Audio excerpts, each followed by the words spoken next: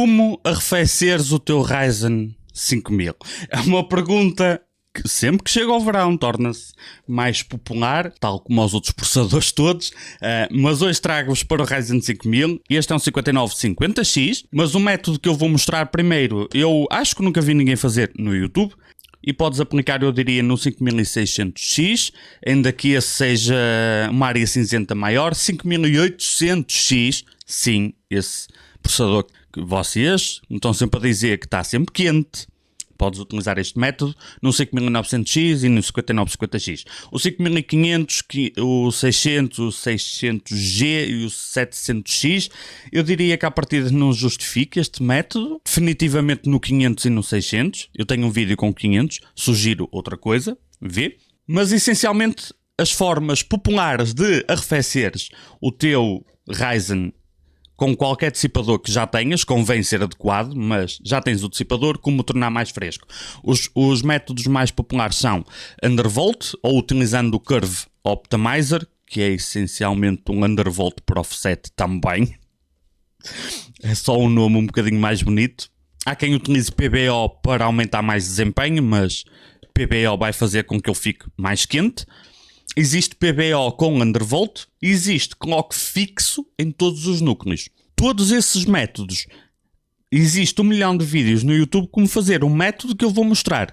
Eu acho que nunca vi sequer, portanto trago-vos esse, depois escolhes o que é melhor para ti. Anditos, vamos para o PC e vou-vos mostrar como é que se faz magia. Link para o meu site se precisares de algum dos meus serviços. Quando comprares na Global Data, código de desconto ATRAT, e se isto te ajudou, por favor, deixa o teu like, eu agradeço, ajuda sempre, e partilha com quem achas que precisa disto. Até já. Ora, vamos lá. Temos aqui o bicho. Isto é o 5950X, com uma X570 Carbon, Liquid Freezer 360, Liquid Freezer 2.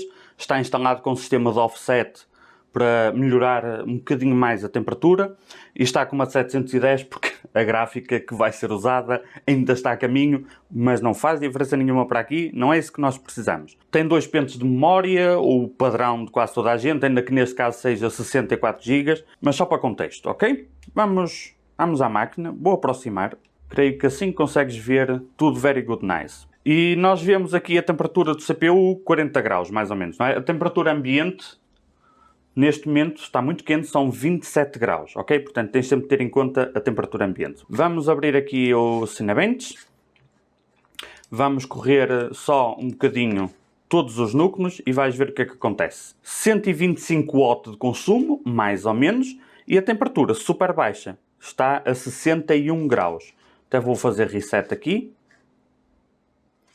Portanto, temperaturas, podes ver por aqui, casa dos 60, 125 W, e os clocks, como podes ver aqui, andam na casa dos 3750, 3775, portanto, sempre abaixo de 3.8. E sobra muita temperatura. Se quiseres podes aumentar, que há muito desempenho a ganhar. Mas vamos ver qual é o score que ele dá, ok? E temos ali, acho que consegues ver, 25 mil pontos, mais ou menos, não é? 25 mil. Agora vamos ver o que é que acontece quando, porque é disto que as pessoas se queixam. Vamos pôr 4 threads a trabalhar, apenas. Olha a temperatura, 75 graus. Ele está a consumir 100 W, mais 25 a menos, mas o CPU só está a ser usado a 12,5%. O CPU está quase parado, mas a temperatura está muito mais alta. Ainda assim, neste caso, está controlado, ok. Mas muitas vezes com dissipadores um bocadinho inferiores, muitas vezes com 5800X, isto acontece, tu estás a jogar um jogo e ele está a 70, 80, às vezes 90 graus. Depende do dissipador, do que é que estás a fazer, não é? Mas porquê que isto acontece? Porque agora nós temos núcleos a bater 4.7. Não todos, mas alguns a bater 4.7. Isto é mais ou menos o que vai acontecer quando estás a jogar um jogo que utiliza poucos núcleos. Mas repara que ele ficou mais quente. Porquê? Porque como sobra margem de CPU, ele só está a ser usado a 12,5, ele vai pôr alguns núcleos num clock muito alto e vai aumentar a voltagem do CPU para 1.34. Olha aqui. Vamos fazer a experiência com duas threads. Ele vai ter um V-Core de já quase 1.4, olha aqui. Temos 80 watts de consumo e temos 70 e tal graus também. Por último, vamos pôr uma coisa mais meio termo, vamos pôr 6 threads. Temos 120 watts, mais ou menos, e temos já quase 80 graus, 79. 80 graus e está a utilizar 19% de CPU. O que é que acontece? Tu queres baixar a temperatura quando a carga é baixa, porque ele exagera muito, fica o calor muito concentrado em 2 ou 3 núcleos, porque o clock é muito alto, e neste caso, em todos os núcleos, nós temos margem para subir. Portanto, queres subir o clock em carga máxima, se estiveres nesta situação, e queres baixar o clock, ou pelo menos a temperatura, em carga baixa. Podes ver, olha, 60 graus, quando está tudo a 100%. O que é que tu podes fazer? Vamos à BIOS. Vou-vos mostrar um exemplo de clock fixo. Vamos pôr a 4200. Clock fixo, tu podes utilizar esta opção aqui, por CCX, que nos Ryzen 3000, principalmente nos Ryzen 9, eu gostava muito de usar, porque tu tinhas 4 CCX, ou seja, 4 grupos de núcleos. Portanto, conseguias ter 4 clocks diferentes. Isto dava muito jeito quando tu tinhas, por exemplo, com o mesmo V-Core, uma margem para aí de 300 MHz a mais numa ou duas CCX. Imagina que com aquele V-Core tu conseguias em todos os núcleos ter 4.1. Mas se calhar havia uma ou duas CCX que com esse mesmo V-Core tu conseguias ter 4.3 ou 4.4. Como aqui nestes Ryzen só tem duas CCX, já não é tão interessante. A não ser que uma fosse muito superior à outra. E no Ryzen 7, por exemplo, 5800X, tu só tens uma CCX de qualquer forma, portanto nem interessa, não é? Portanto, aqui eu não sou muito fã deste método, nos Ryzen 3000 era, mas vamos pôr aqui 42, só para tu perceberes rápido o que é que vai acontecer.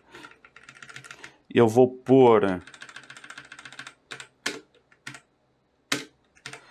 1.2 e vamos pôr um loadline a modo 6 e vais ver o que acontece. Como está a 4.2, tu nunca vais ter nada acima de 4.2, mesmo em carga baixa. Rápido aqui, vamos pôr 4 threads, bota a lenha e vê o que é que acontece. A 4.2, basicamente, não é? Vamos pôr todos os núcleos e com todos os núcleos ele passa para 200 watts. De 125 passa para 200. E a temperatura, claro, fica bem mais quente, já são 200 watts, para ter apenas 4.2. Em 16 núcleos é muito, 4.2. Mas também não queres assim tanto. Tu assim estás a perder muito clock em carga baixa e estás a aquecer muito em carga alta. Então vou mostrar, finalmente, qual é o método que eu sugiro. E este método não implica testar estabilidade. Para quem nunca viu, não vou mostrar neste vídeo, não vou explicar, mas para quem não sabe o que eu estou a falar, tu vens aqui a Precision Boost Overdrive, Advanced e tens aqui o Curve Optimizer e consegues criar um offset aqui para ele utilizar menos voltagem. Como é que eu gosto de fazer? Lembra-te, tu queres subir o clock mínimo quando ele está em carga alta, certo? E queres baixar o clock máximo quando ele está em carga baixa. Queres aproximar os dois, não é? Assumindo que queres isso, não é? Isto é o que eu te vou mostrar. Então vens aqui, AMD CBS, e aqui em baixo, Package Power Limit. Eu vou colocar, isto aqui é para tu aumentares, autorizar o CPU a gastar mais energia em carga máxima. Se não quiseres fazer isso, ignoras este passo. Eu vou colocar 175 watts aqui, ok? Vamos para trás e vamos a AMD Overclock. Aqui, isto vai-te aparecer assim, não é? Vai-te aparecer assim, tu carregas em Advanced e vais aqui a CPU Boost Clock Override, ativar, negativo. E vais dizer qual é o clock que tu queres tirar ao máximo clock dele em carga baixa. Eu vou pôr 500. Tu podes pôr o que tu quiseres. Lembra-te que neste caso, o turbo máximo dele que diz nas especificações é 4.9. Mas o target dele, havendo margem térmica, é 5050.